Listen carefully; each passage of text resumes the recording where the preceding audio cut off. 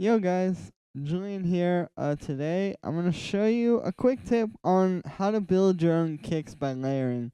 I am probably gonna do one on how to synthesize kicks in the future as well, but I want to make this quick video just sort of showing like some techniques. So start off with I'm gonna grab two kicks.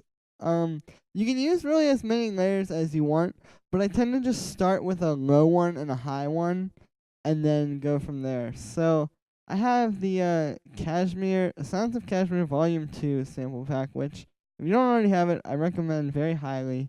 And I'm gonna grab two of these kicks out of here. Let's get like this one and this one. So if you listen to these on their own, there's kind of like good things about each one. I really like the low end of this first one and the high end of the second one. So what I'm going to do is I'm going to sort of piece these together and use the low end from the first one and the high end from the second one to make one kick. Now, what I'm going to do is I'm going to grab an EQ8 and I'm going to put that on the one that I want to take the high end from. Let's rename these. I'll name this one low kick and we'll name this one high kick.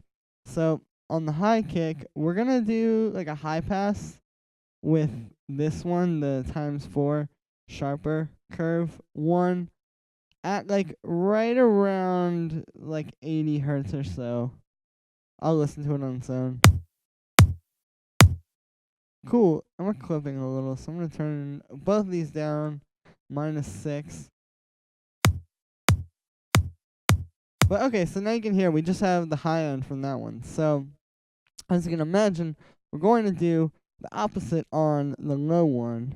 And we don't have to get the crossover frequencies exactly the same. The crossover frequency being the one that like they sort of where these points match up on the two of them. But we can get them pretty close and it'll sound good. So if I put this down like here, I'm just doing a low pass. And the reason I'm doing this in EQ instead of like an actual filter for the low pass and high pass is just because it's a little bit easier to control with an EQ for me. So now we have the low end from this one and the high end from this one. So if I put these together, we have a new kick. We have both of them combined.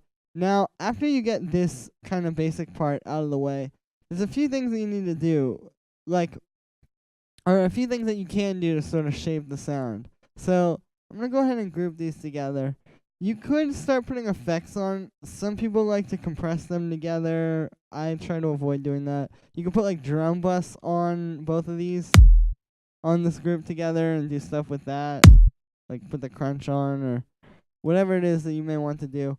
But really, I think the most important thing as far as like affecting the way your kick is going to sound is just getting the balance right between the two of them. So what I mean by that is they each have their own individual levels, and then we have them as a group is sort of like the master level. But like for example, I'm hearing the high end is a little bit too loud, so let's turn that down.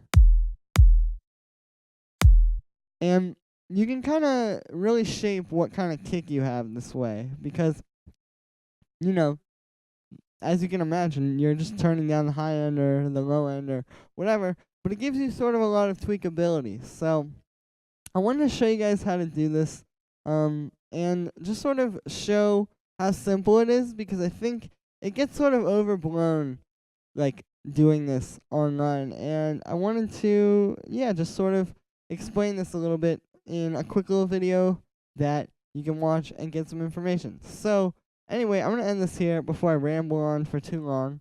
But yeah, thank you so much, everybody. Let me know if you like this video in the comments.